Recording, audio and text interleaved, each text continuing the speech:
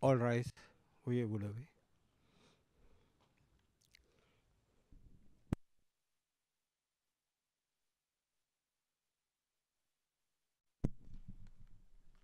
Please be seated. We will as well.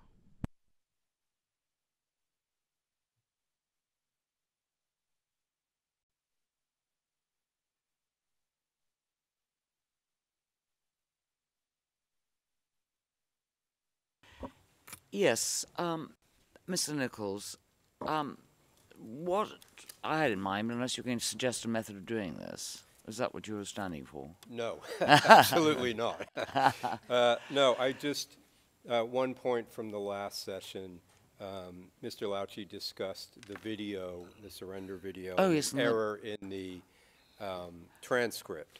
And I just wanted to state that I thought that we had submitted a corrected version already that's in the record. I think it's the same error we were talking about. And I can either send this in or read out the corrected version, ERNs. When was it corrected? I mean, I was going to raise that. Well, we disclosed the corrected, and I'll be guided by Ms. Sabatini if I mess anything up, but 29 March 22 is when we disclosed the corrected versions. Well, this is really it was a criticism apparently of the legal representative of the victims who referred to that portion. I marked it actually, wasn't it?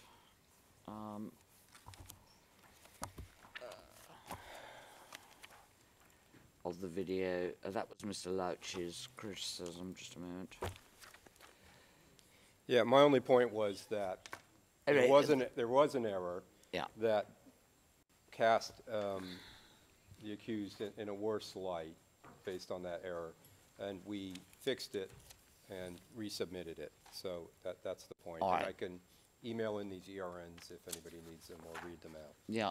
I think, Mr. Larch, it was you that said that there was obviously Yes, and the Office of the Prosecutor was more efficient than us in finding the corrected version. We missed it, if there is one. But, I mean, if it is fixed, we will just double check it. Not to waste time, we'll send this on email. Yeah, all right. It Thank seems you. to me sensible. Thank you very much, Mr. Nichols. Yes, we're simply going to go through. We appreciate that Council have already answered some questions. In fact, most, I think, and it may well be that we decide that, and we'll say so, that some of the questions have, if not directly been referred to, have actually been answered by Council. So I think question 1 was answered. Question 2.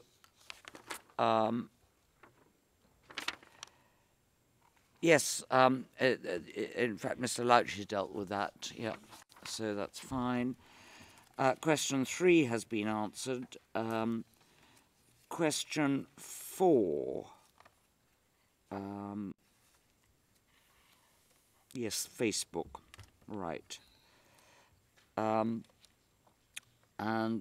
that I don't think has been dealt with. And indeed, Mr. Edwards, I think, referred to some PowerPoint presentation.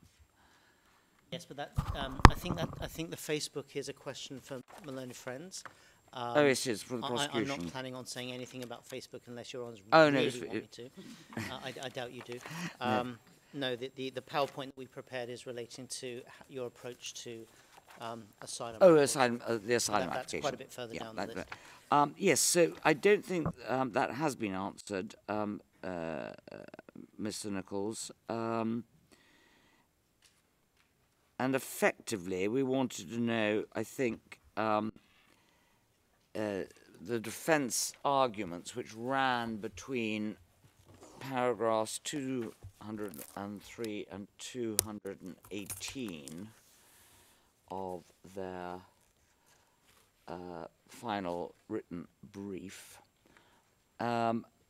Yes, and in particular that no attempt had been made by the OTP to authenticate any of the Facebook entries, as it suggested happened in Yekatom and Gaisoni, except that I think what happened in Yekatom and Gaisoni was actually a bit more complicated than it would appear. But is there anything really that you want to add to what you said about Facebook in your final brief?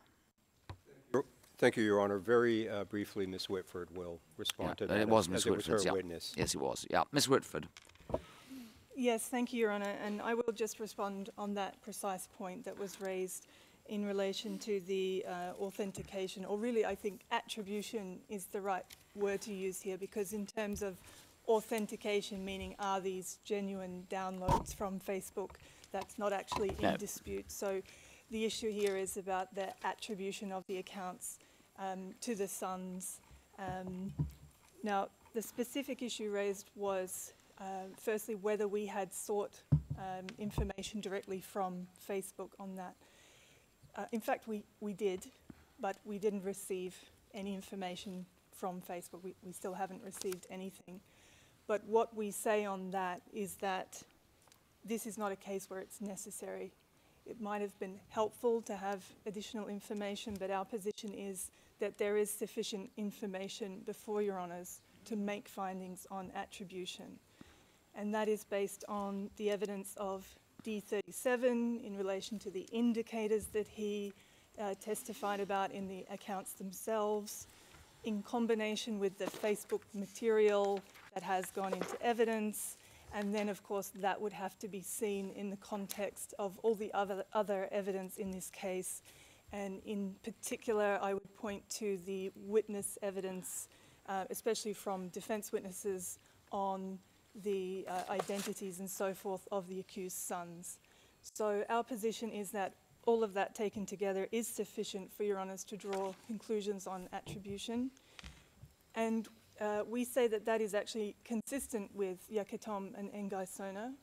In that case, it will also be for the trial chamber to make findings on attribution, taking the Facebook material in combination with evidence in that case, so putting that material in its context.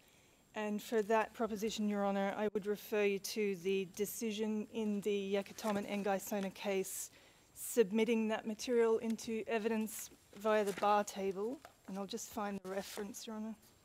I think, well, isn't it the one in paragraph, footnote 643 to the defence brief?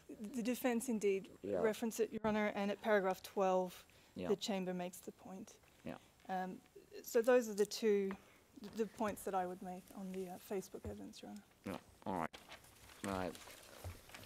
I think we all remember the way the argument went at the time. Yes. In fact, I refound it. As far as question 5 is concerned, that has been dealt with by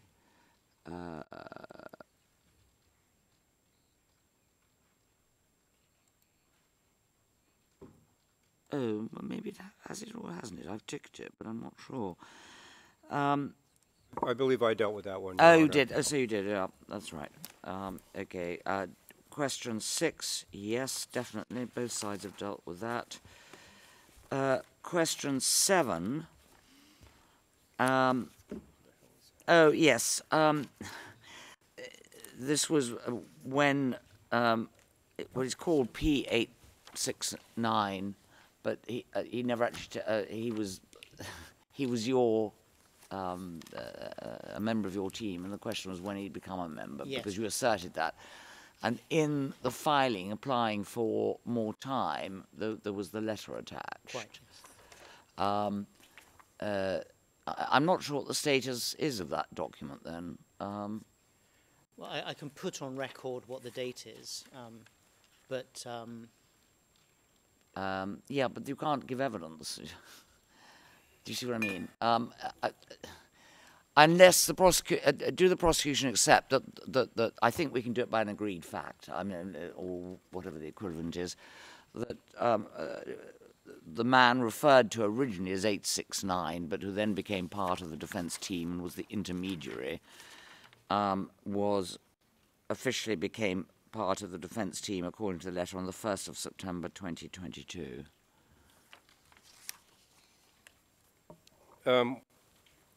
Well, Your Honors, I don't really have more information. I don't doubt my friend's letter at all, that is when the sort of official membership began on the team, and I think began to be paid by the registry, I suppose. I don't know whether I just don't know whether he worked with the team before that on a sort of intern basis or something like that. But I don't doubt that the letter given is fully accurate, and I don't contest that. Yeah, well, the only reason that I raised it is because it was asserted as a footnote, but there wasn't any evidence to that effect in the case. Yes. But I mean, as I say, I'm not sure it matters that much. Just to save time, I will stipulate. That'll do. It's very helpful, thank you. Yeah, all right, thank you very much. Right, that deals with that. Judge, question 8's been answered. Question 9 was addressed by the defence in writing. Question 10,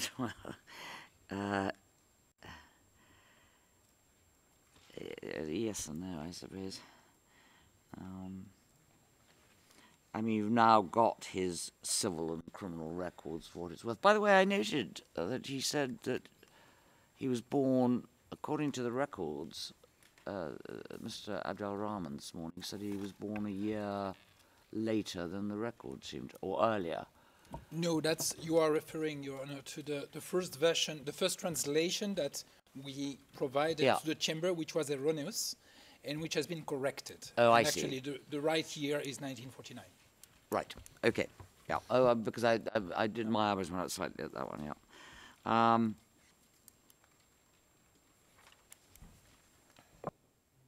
I've ticked it, but I don't know why. Did you reply to it, Mr. Nichols? That's the one about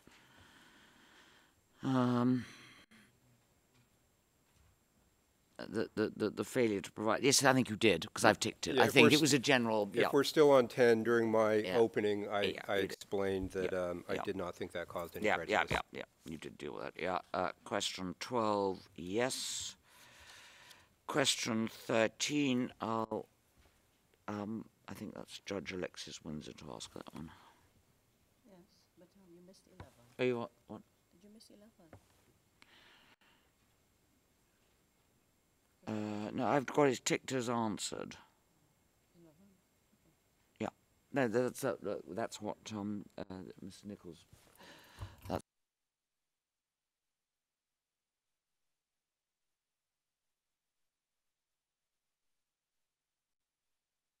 13, I'm not sure. It was answered, sort of. But if any more precision can be given, it would be appreciated. Certainly, Your Honour, this is in relation to question 13, just to be sure. Yes. Yes, I think you're right, Your Honour. I did, in the course of my submissions regarding the Delage Common Plan, touch on this, but I can be more specific with regards to the paragraphs that are mentioned in this question. So the short answer to the question is yes, we do say that Mr. Abd Al Rahman is to be held responsible for certain actions of the Janjaweed in connection with the charged incidents. How he is to be held responsible depends on the specific facts and the specific mode. In relation to these paragraphs, firstly 532 to 534 of our final brief, those paragraphs relate to the search and arrest operation in Delage. Now, those paragraphs don't describe any crime per se, they're more contextual facts, but there are crimes described during the course of the search in paragraphs 535 to 536 and 538. And our case is that as a co-perpetrator, Mr. Abd Al Rahman is responsible for all the crimes committed in the framework of the Common Plan, to which he made an essential contribution through his participation in the Common Plan, where Abd Al Rahman either meant for that type of crime to occur or was aware that that type of crime would occur in the ordinary course of events in the implementation of the Common Plan. And we say that that includes those crimes committed in the course of the search, and it would also include the crimes committed in relation to the killing of the group of detainees that included the community leaders on the third day of the incident on the Sunday, and that is partly described at paragraph 601 of our brief, and that's the paragraph mentioned in Your Honour's question, and our position is the same, that his responsibility for those is covered by co-perpetration. Thank you.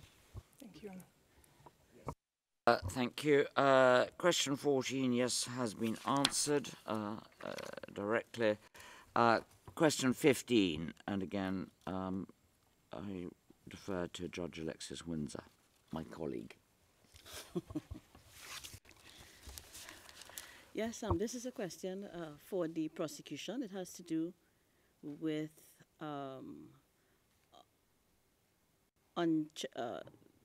crimes being committed during alleged attacks that are not the subject of the confirmed charges. So there are particular paragraphs cited here, but they're examples. So it's really a general question on this topic of uncharged events. Thank you, Your Honour. I'll respond to that briefly. So this question relates to, as you say, attacks on non-charged locations. Paragraphs that you referenced related to crimes against humanity and also attacks in relation to immediately prior to the Kaddoum and Bendizi incident. Right, but it is the kind of question that can be asked about other paragraphs as well. So a general question with respect to what is the prosecution's position with respect to uncharged events? Yes, so our position with respect to those events, and I'll relate it first to the Kaddoum and Bendizi attack, to the crimes against humanities attacks, and then make some more general comments. So for those attacks on Kaddoum and Bendizi, we mentioned during our closing submissions on Wednesday, and obviously we mentioned in our briefs that there were various locations that are attacked immediately before Kaddoum and Bendizi are attacked. We've included those attacks because we believe they are relevant to the pattern and modus operandi of the attack that you then see play out in Kaddoum and Bendizi, and to the accused criminal conduct and intent. We mentioned in footnote 1336 of our final brief that the relevance of considering evidence of prior events was considered by the Ongwen Appeals Chamber, and paragraphs 301 to 305, 946 to 948 are the relevant paragraphs. And in particular, in those paragraphs, the Ongwen Appeals Chamber found that evidence outside of the scope of the charges may assist a chamber in establishing the background and the context of the events that fall within the time frame of the charges, and in particular in relation to the Kaddoum and Bendizi charges and the charges of rape and other inhumane acts. I'll note in particular that the Ongwen Appeals Chamber specifically upheld the Child Chamber's decision to consider evidence regarding a pattern of victimization of women and girls, which was outside the immediate scope of the charges, to the extent that that evidence was relevant to its findings regarding the section gender-based violence crimes within the charges. And that's paragraph 948. More generally, in relation to crimes against humanity, we take the position, as we set out in paragraph 121 of our final brief, that the charged incidents, Kaddoum, Bendizi, Mukjar, Delej, they alone are sufficient to establish the widespread nature of the attack pursuant to Article 7.1 of the Rome Statute, on the basis that they are geographically widespread, they're spread over 2 localities, and temporally widespread.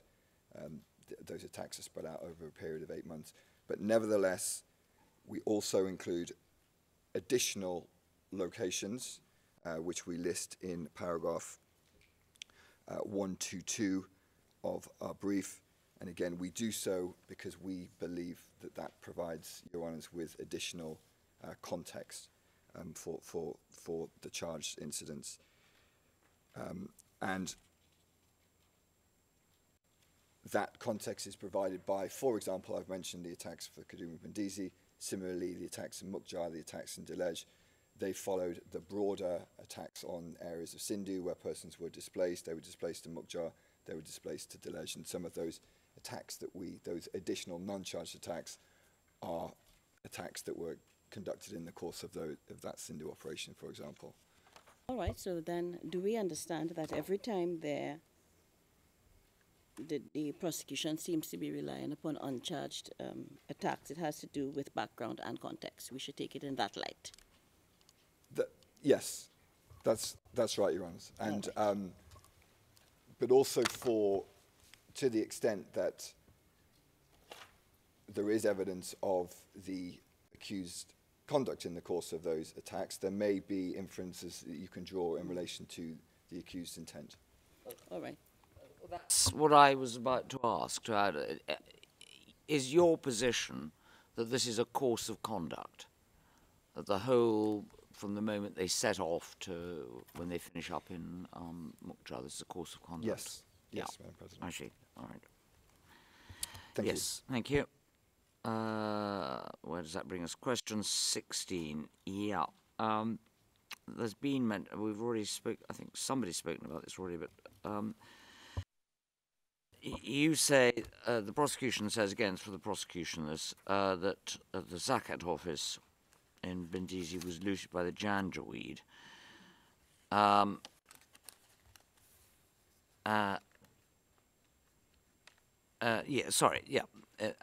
the defence argue that this specific incident is not mentioned in the decision confirming the charges, and therefore we should give it no consideration. So what's your position in response to that? That's me again, Madam President. Yeah. So in relation to this question, we refer to the looting of this Zakat office warehouse in our final brief. We recognise that the looting of that location is not expressly referred to in the operative part of the decision on the confirmation of charges. Nevertheless, the pillaging of that office, that warehouse, is mentioned in the confirmation decision at paragraph 91. So it is within the decision. And it's our submission, Your Honours, that on that basis, the operative part of the decision on the confirmation of charges isn't exhaustive of all looting events that occurred in Kadum and Bendizi. And in relation to that, I would note jurisprudence from the Ongwen appeals judgment that clarified that while the decision on the DCC may list specific criminal acts, the scope of the case is not necessarily limited to them. Sorry, that's the Entaganda appeals judgment.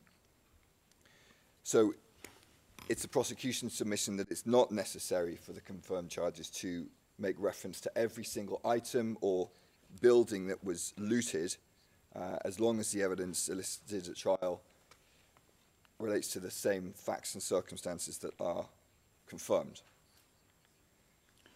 Well,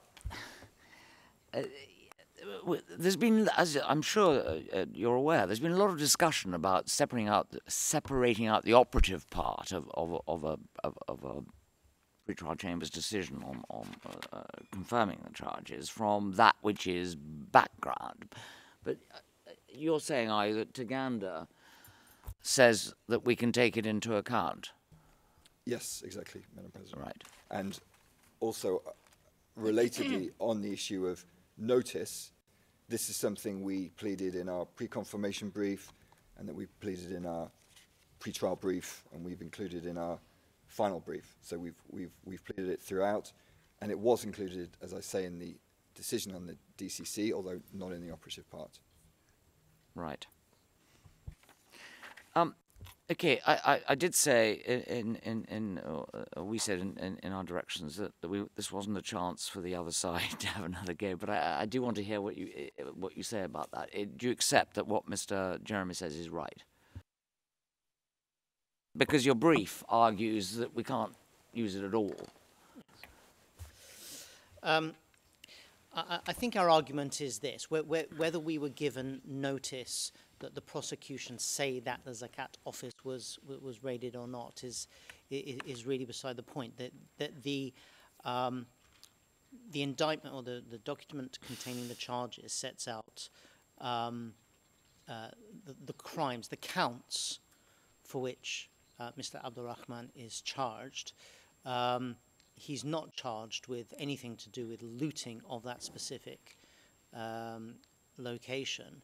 I'm sure that there's agreement that Your Honours can't convict him of that. That is clear.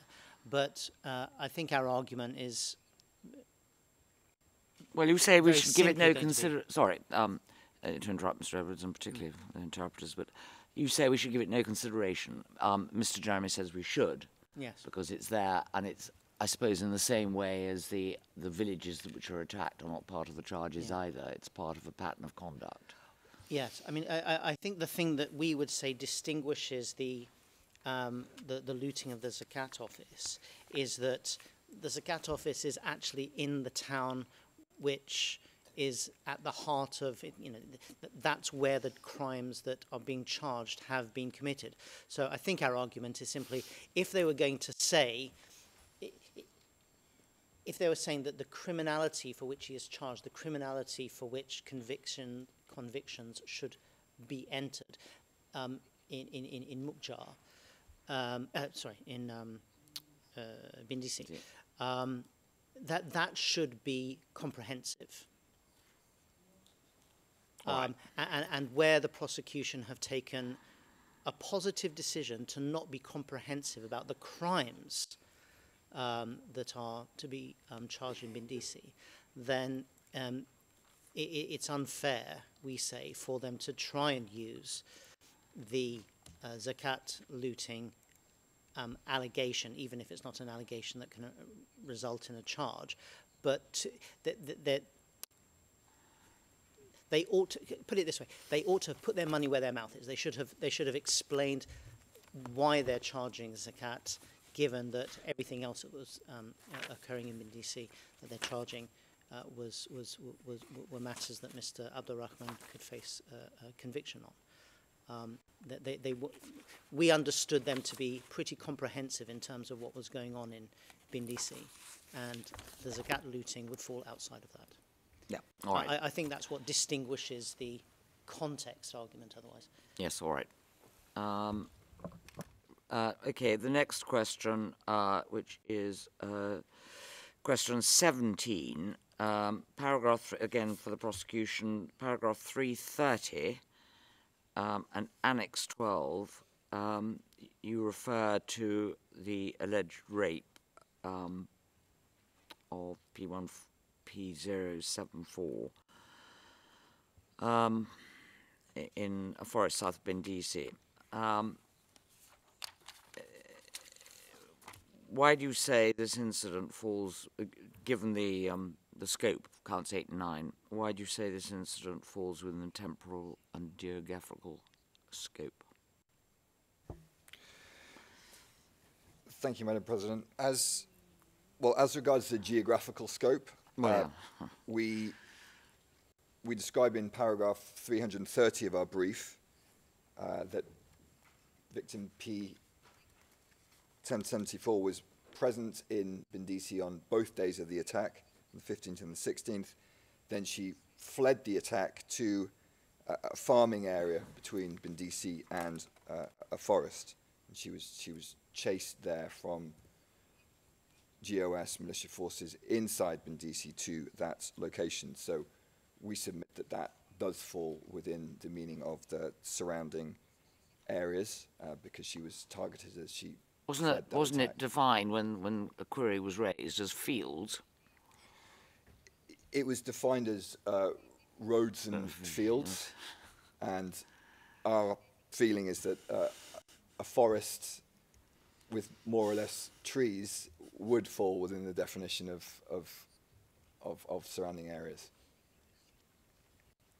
Right. What about the temporal? So, in relation to the temporal scope, we recognise that the confirmation decision does date the attack as between the 15th and 16th of August 2003.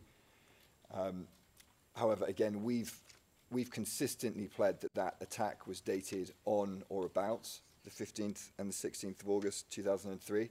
So in our submission, an event that takes place a few hours after the 16th would be included within the temporal scope, and again, we would rely on the Entaganda appeals judgment, paragraph 326 that I referred to before. Yes, thank you. Then question 18. It's covered, is it? Right. 19.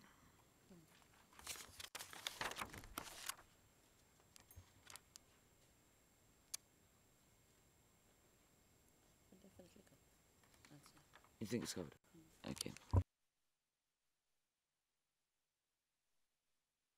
20,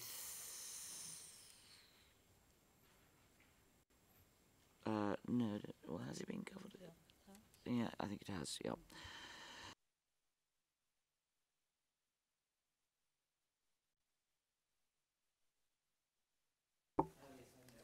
I think that has... Sorry, Your Honor, go ahead. I'm sorry, we're just checking that. I think that was covered, wasn't it? No, actually not the central road, it was the PDF. Yeah. No, do you want to go ahead then? Yes, so I think we have bits and pieces of this question that haven't been answered. Yeah. It's been referred to, though, but question 21 for the prosecution. With respect to the CRF and the responsibility or the linkages, according to the prosecution, with the accused.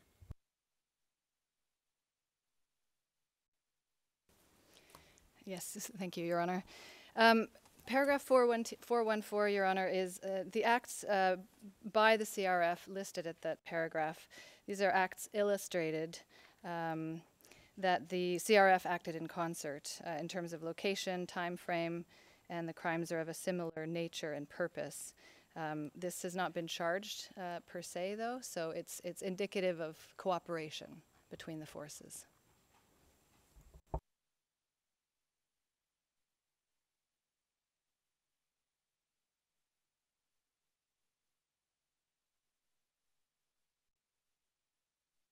So then is no? Not those particular incidents, Your Honor.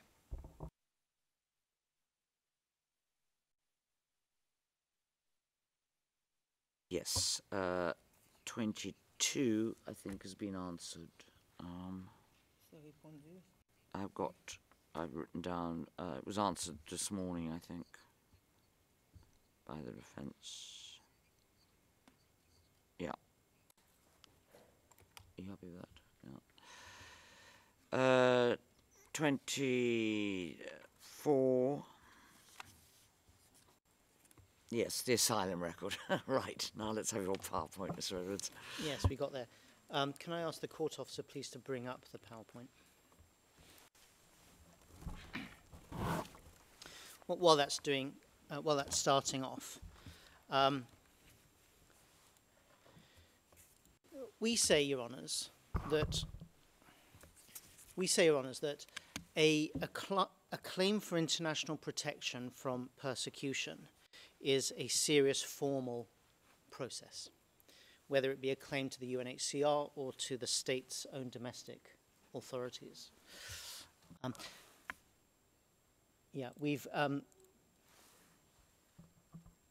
We've produced this so that it can be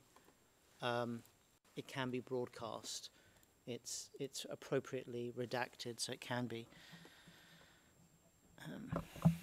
Is it on Evidence Channel 1? Yes. Yeah. Let's stay here for now. It's a serious process, whether it's a claim to the UNHCR or to the appropriate authority of a state, and claimants are expected to tell the truth.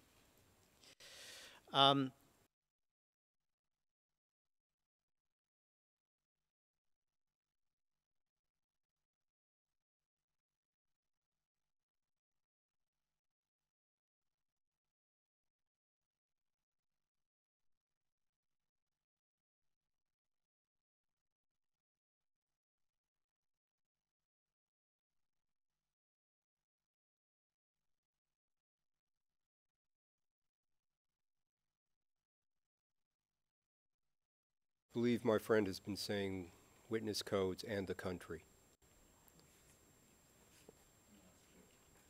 Yes, that should be. Thank you. They're not displayed. Yeah.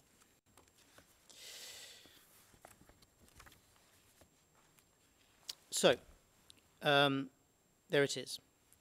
They're expected to tell the truth. They're expected to be cooperative. That is made entirely clear to claimants for asylum, and that failure to tell the truth can carry serious consequences, not just in terms of the outcome of their asylum claim, but also they're open to penal sanctions.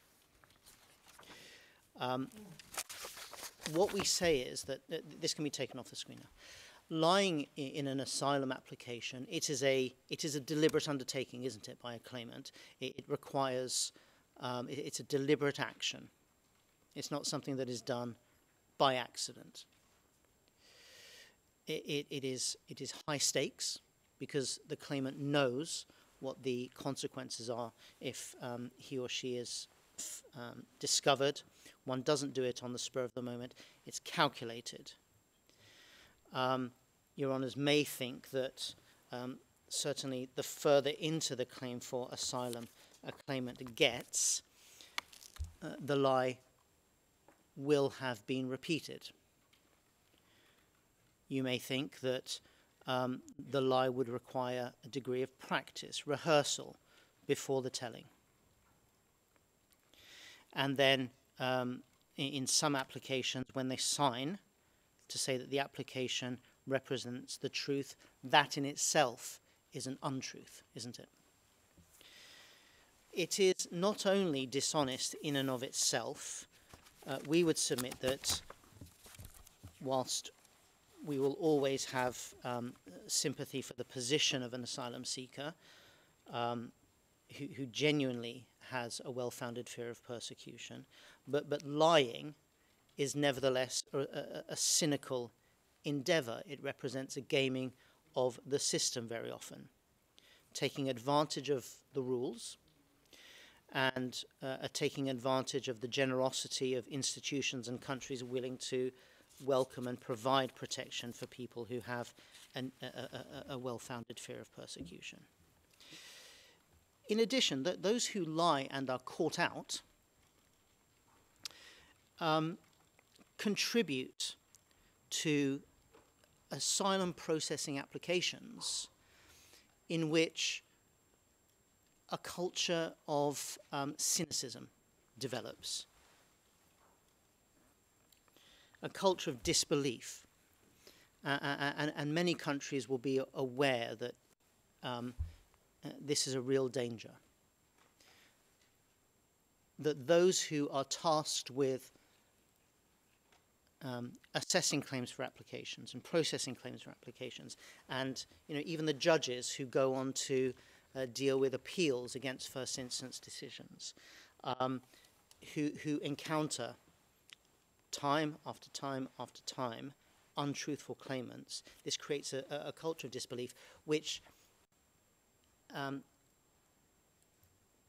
disfavours then all the genuine claimants for asylum.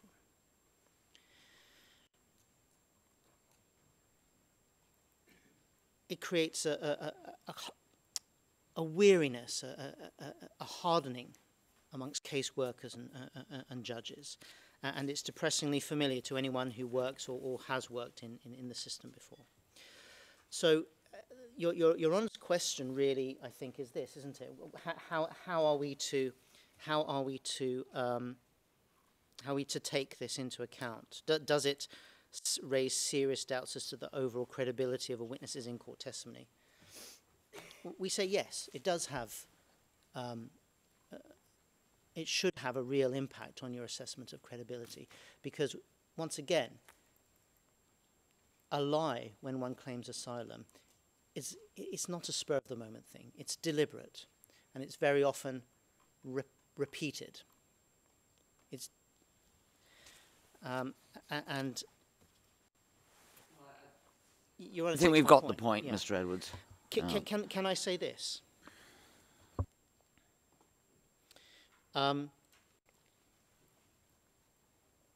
We have had in this case, when cross-examined on an untruthful asylum application, the witnesses will say, well, yes, I did lie, but I'm telling the truth now. It would be interesting to undertake a thought experiment and query, well, what would the witness's account be if he was being cross-examined on an inconsistency between an ICC witness statement and his application, right? If the stakes were that he or she was at risk of having his refugee status removed from him because of lies, you could well imagine that the response there would be, oh, no, I told the truth on my asylum claim. The ICC account was a lie because, well, whatever. In the immediate circumstances, which account is a witness more likely to point to and say, this is the true version? So really what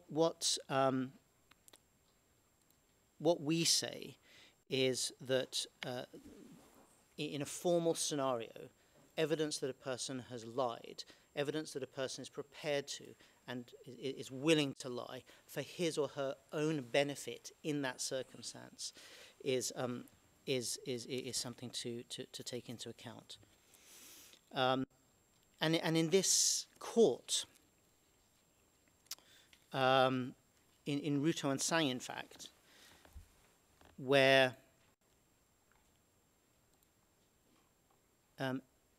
information from a very important one of the key prosecution witnesses in Ruto and Sang, it became clear that he had given a completely different account in his asylum claim in the Netherlands, I think it was, and in the event, it led to the prosecution dropping this star witness in their case against the defendants, and that had an enormous impact on the prosecution's success in the Ruto case at all. So yes, in short, it is important, and it ought to be taken into account. Yes, thank you. As far as question 25 goes, that's been dealt with. Yes, 26. Yeah. Judge Alexis Windsor.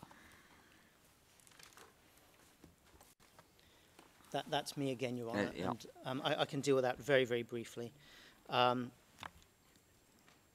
ask you to take into account what is contained at item 140 on our list of materials, P720 in a witness statement, paragraph 69, at item 140, says, even though the majority of the PPF were for, they would not engage with Ali Kusheb's forces, and when they arrived and caused chaos.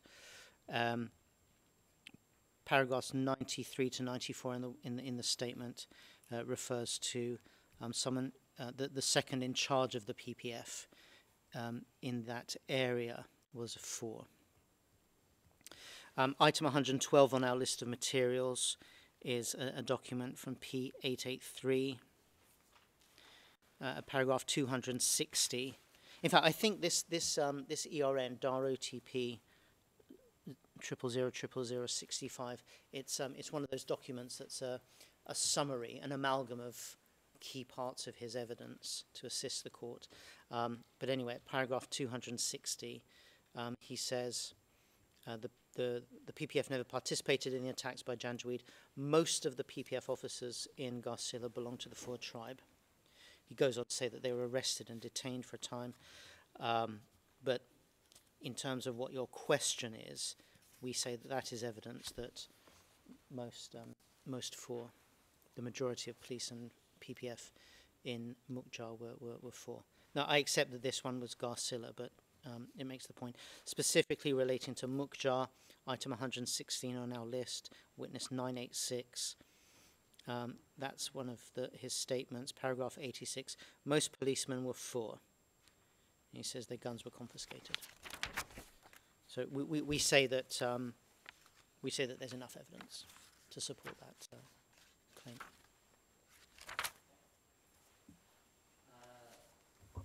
I would have thought, I have a feeling that you've answered question 27, haven't you, about the Salamat forming the bulk? Yes. Yeah, that's what I rather thought. I think I dealt with that either this morning or Yeah, yesterday. that's right. Yeah. Then question 28. I think you've also dealt with very clearly, both in your final speech. Namely, you say you are not putting forward a defensive alibi effectively for Mukjar because you haven't been able to get the documents. Yes, and we have said so as well in the filing of last week. Yeah, that's right. Yeah. Okay. Question 29, John Jalabini.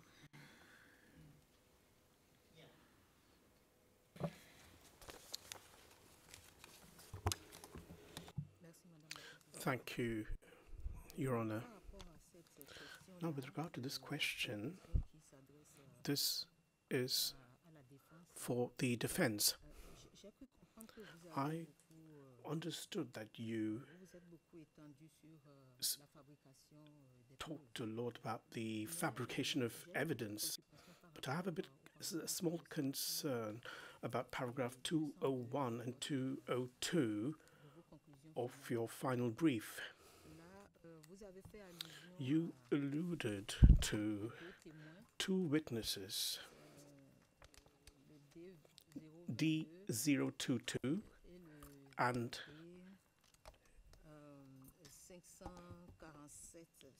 P547. So D022 and P5047. Can you please provide more details on how these witnesses could have fabricated the evidence and what impact that this would have on our way of... And then the witness very, very quickly crumbles. He informs the investigator that his entire story was untrue.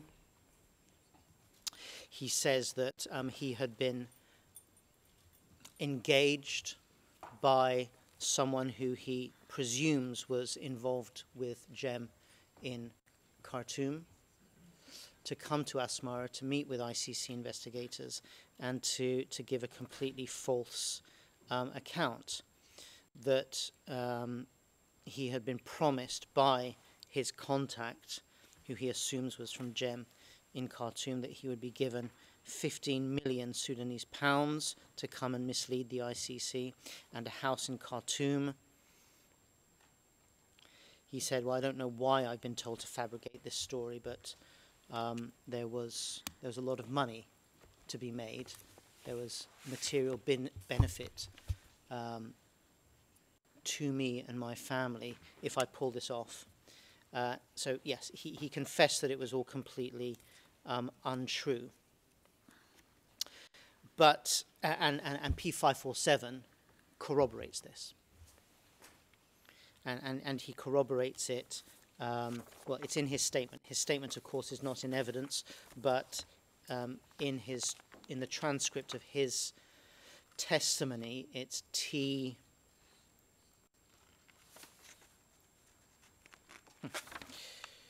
T52 from the 17th of June of 2022, one of the very first witnesses that we heard. And I direct your attention, Your Honours, from page 33 to about page 40. And it's in the course of Mr. Lauchi's cross-examination of the witness that he talks about this incident in Asmara that he's aware of. So this is a clear, corroborated account of actors in Sudan, actors who are, for want of a better word, the enemy of the Sudanese government, taking very concrete steps with a lot of money behind it, or certainly promises of money, in order to mislead the ICC. This isn't just, the reason why it's so relevant is it's not just to mislead, I don't know, investigators from the international community broadly, nebulously. It's to investigate specifically investigators of the Office of the Prosecution of this precise institution and in respect of this case. When I say this case, it's you know, the case relating to Darfur. The target, it's not clear who the target was. We're not suggesting the target was necessarily Mr. Abd Al Rahman himself, but certainly the Sudanese accused. And that's rather important, we would suggest.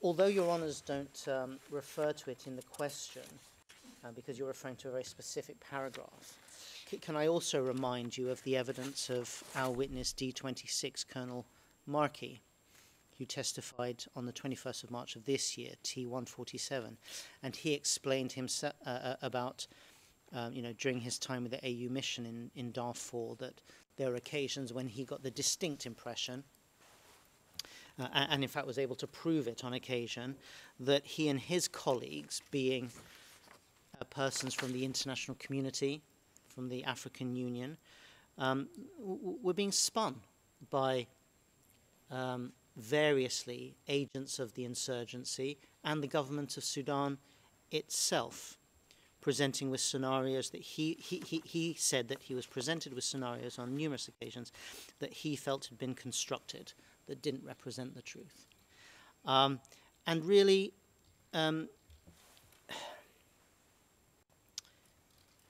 Colonel Markey's evidence is not directly relevant, but it's not entirely irrelevant either. We say that it's something that, where there's evidence of sophisticated or less sophisticated attempts to fabricate evidence for the consumption of the ICC, it's something that you can properly weigh in the balance. It is something that, I won't say throw in the mix, but it's something that you can be aware of, and to ensure that you keep it at the forefront of your mind when considering the evidence in its totality.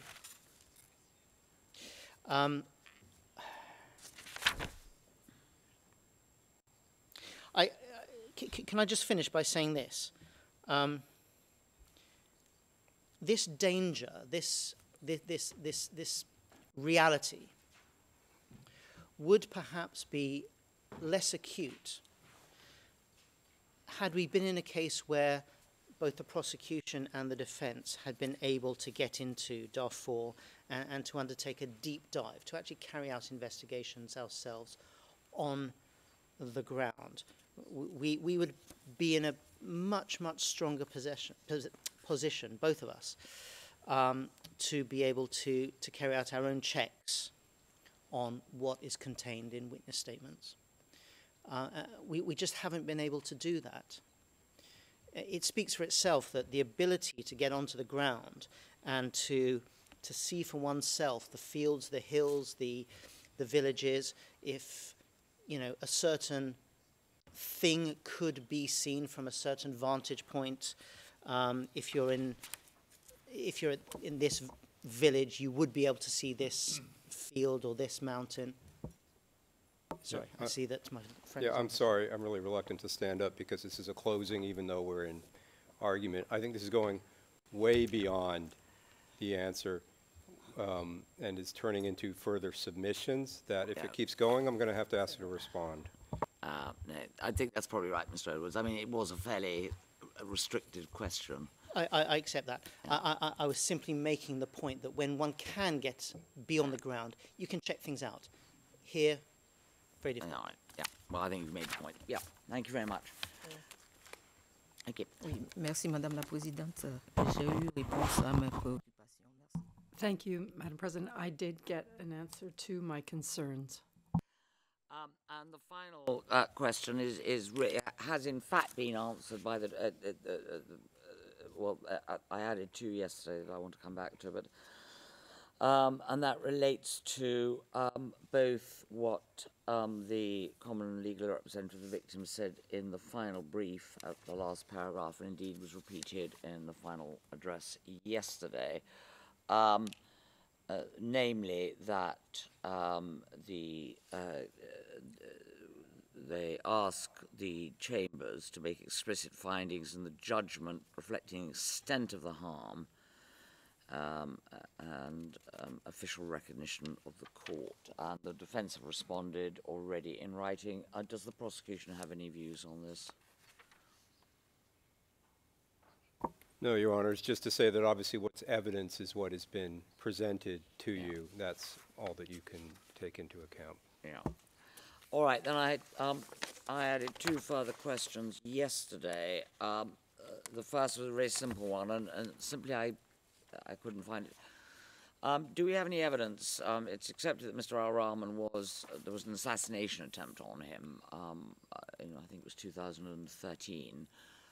Do we have any evidence of the injuries that he suffered? Was it only just newspaper reports, or did any of the witnesses say who went to see him or say what injuries he'd suffered? Thank you, Your Honors.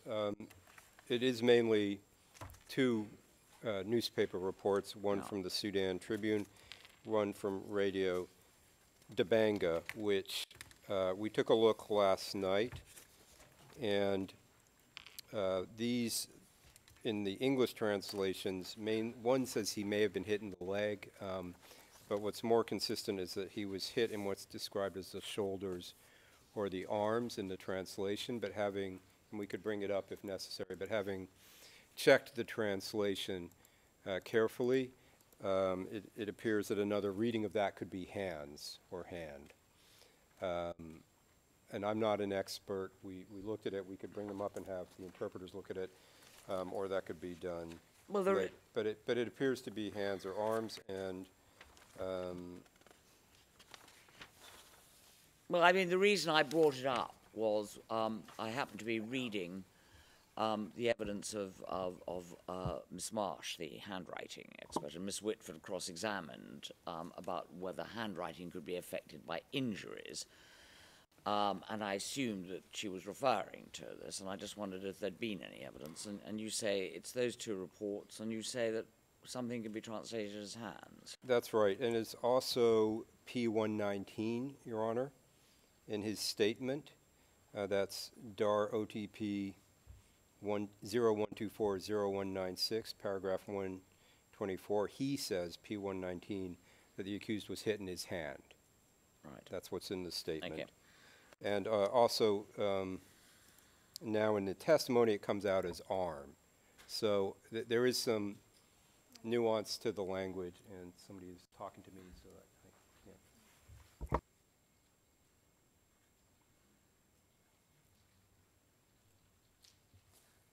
Sorry, Your Honor, that was helpful. It's actually the right hand, and I missed that, or right arm. Right. That was discussed by P119. Thank you very much. Right, Mr. And then the last question is really for the defence, and it's this. And it relates to, effectively, the paragraphs starting at 258 of your final brief. And the point being made by Mr. Nichols when he was speaking, that you haven't pleaded duress and you agree that, you haven't also mentioned anywhere that I found anything to do with Article 33, superior orders. So what, therefore, is the relevance of the death penalty being available in Sudan for the disobeying of orders, you would argue, whether legal or illegal? Merci, Madame la Présidente. Thank you, Your Honor. I will answer in French because this question is an opportunity to recycle arguments that I had with regard to the victims linked to line 3, which I was not able to say this morning. Indeed, the two aspects, that is duress and orders, do go together, and you will understand very quickly why.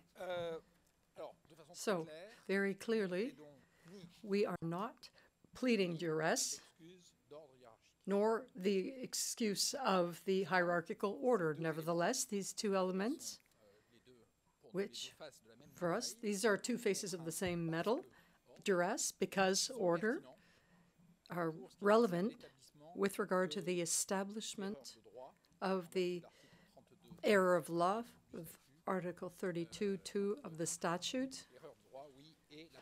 So error of law and lack of knowledge of the criminal nature of the events.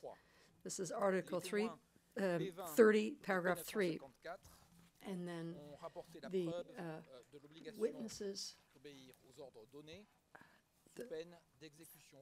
had said that this is under Exhibit 112.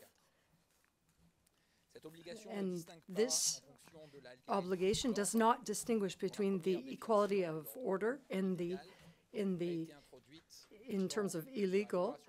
This was on the Armed Forces Act. And so it is reasonable to say that for those who knew about it, knew about this risk, that is, to be summarily executed on the battlefield in case of disobedience of orders, this information had as an effect to lead them to believe, or at least to, let's say, strengthen the idea that carrying out the acts that are mentioned in the charges was mandatory once the order had been given by a person of authority. The P883 said that this obligation to obey orders was part of the basics of any soldier entering an army. And so once a soldier joins the army, they obey orders without discussing. And in 1964, when Mr. Abd Al Rahman joined the army, he knew about this in 1964, and all the crimes that are mentioned in the charge are, we're saying this is part of an insurrection, or counter-insurgency, rather, at the highest levels of the state, starting with the President al-Bashir, and we agree with this theory. But regardless of what we think of President al-Bashir, there's no doubt that his position of authority to order what was done, this raised no doubt in the minds of the Sudanese. So it's reasonable to conclude that the knowledge of this obligation to obey orders without discussing anything, under threat of being executed when the orders are given by someone who has authority, could have played a role on this error of believing that the perpetration of these crimes was mandatory, and also the absence of this idea that they were mandatory. Wonderful dissertation, Mr. Fauci, on but I really want an answer to the question. Are you saying that although you haven't pleaded it anywhere in your brief, or indeed in your final address, you are actually saying there is evidence which you want us to consider which shows duress? That really does, require a yes or no answer. Il faudrait peut-être pour cela Well, for that, we would have to define duress, but this... It's defined in Article 31. Et dans ce cas-là, la réponse est oui. In that case, the answer is yes. Right. What about Article 33, superior orders? Are you also saying there is evidence which we should consider in respect of that defense? Cette preuve. This evidence of order, just as on duress, that is on these two, that is for P504 and the other, and this is what's relevant to the line of defense. That's all we're saying. That is the establishment or the knowledge of the criminal nature. Right. Well, I suppose, as you haven't mentioned it before, Mr. Nichols, I'm not going to order you to reply now, but do you want leave to respond to that? Well, yes, but if I can respond right now, he cannot plead duress after the closings are done, except for the judge's questions. When I don't have the cite, expressly in the opening, they said they were not pleading duress. Yeah. Expressly in the opening, they said we are not pleading duress, not pleading superior orders. Superior orders would not apply anyway to clearly unlawful criminal acts.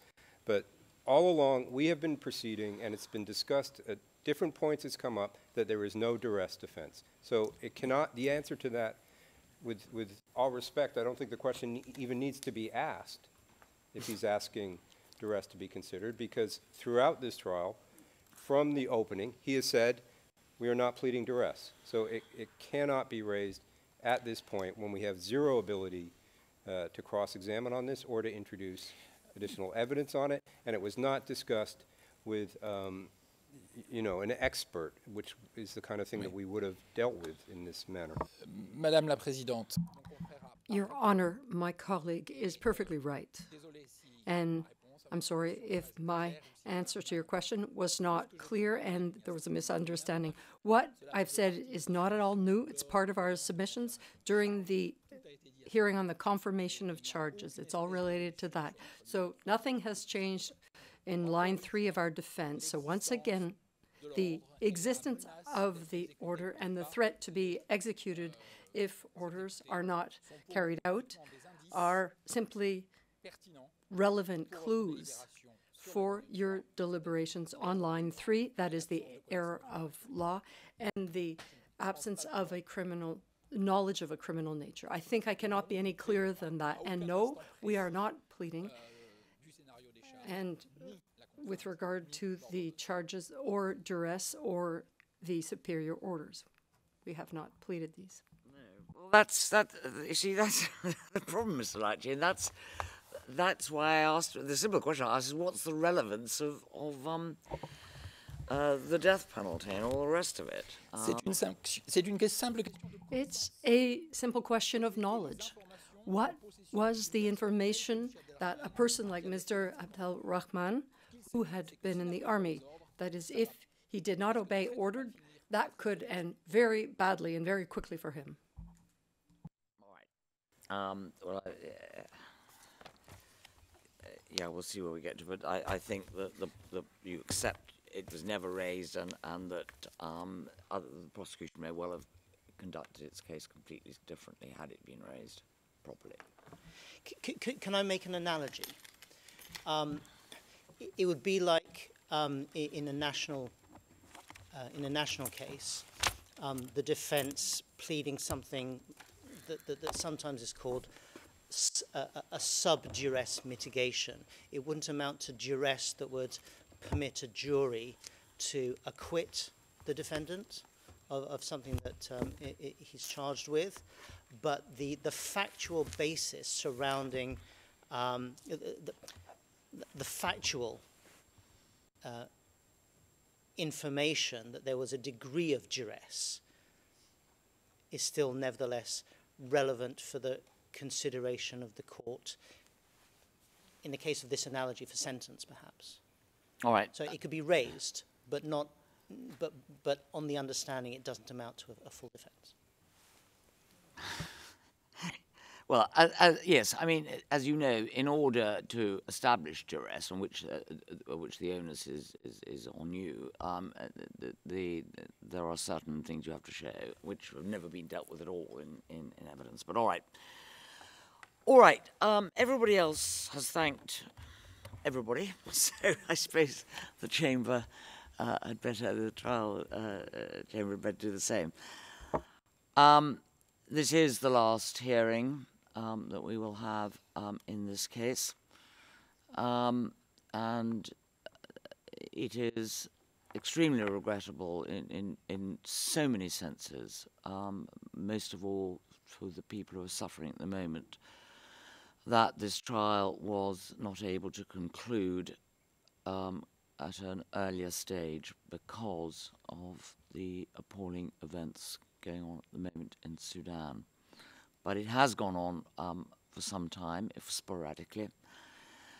And I would, first of all, like everybody has already done, like to thank the court staff who have been throughout this trial, as I say, interspersed by breaks of supreme assistance, I think, to all parties, participants, and everyone who has dealt with this trial. Second, the interpreters. Without interpreters, you couldn't have trials. And from time to time, there have been a few hiccups, if you like. But by and large, the interpretation has been superb. And I think I ought to specifically mention the four interpreters. I don't imagine, or I'm not sure, they may be here today, who had the unenviable task of having to be trained within a matter of months to become court interpreters. Without their assistance, a number of the witnesses wouldn't have been able to give their accounts to the court. And so I do offer a special thanks on behalf of the court to them. Those who operate LiveNote, type the transcripts, again, they don't often get a mention. They should do. Things happen sometimes slowly, sometimes at speed, but they do a pretty good job of reproducing what was said in court. Fourth, I've said this before at various intervals during the trial. We, the judges, would like to thank all counsel and their teams, whom they've mentioned in their thanks, for what has been, I think certainly by the standards of this court and other international tribunals, a remarkable degree of cooperation. There have been blips, as there always are, but that cooperation, I emphasize this, is vital for the efficiency and the expedition of what are very lengthy and complicated trials. Mr. Khan, the day before yesterday, complimented the judges for their efficiency, but we want to make it absolutely clear that our efficiency is dependent on cooperation by the parties. And efficiency is in the interests of not only the accused, who's the person, after all, on trial, because the trial goes faster than it would otherwise go. The victims, who, as Ms. von Wistinghausen pointed out, have been waiting many years now for some kind of recognition of what happened to them, and also to the public in general.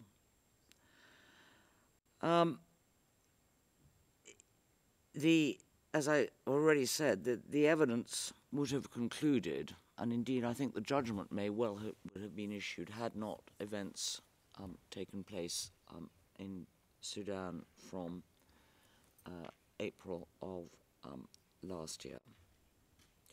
And it is unfortunate, as I say, that what is going on there from the accounts appears to be very much a repetition of what happened in 2003 and 4. And finally, we would like publicly, and unusually I think, to express our thanks to the legal staff working for the judges, because they are the intermediaries between the judges, the administration, and other interested parties in the case. And that communication between them and, as I say, the other parties is absolutely vital when it comes to the smooth progress of a case.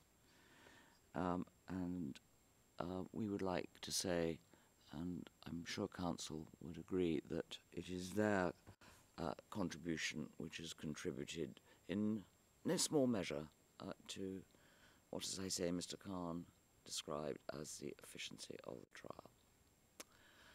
So, having delivered all those thanks, it simply remains for us to declare the hearing at an end. Parties will be notified in due course, obviously, of when judgment will be delivered in this case, and it's appropriate that we should finish just before Christmas. So we wish everybody a happy Christmas and a prosperous New Year. So thank you all very much. All rise. We will.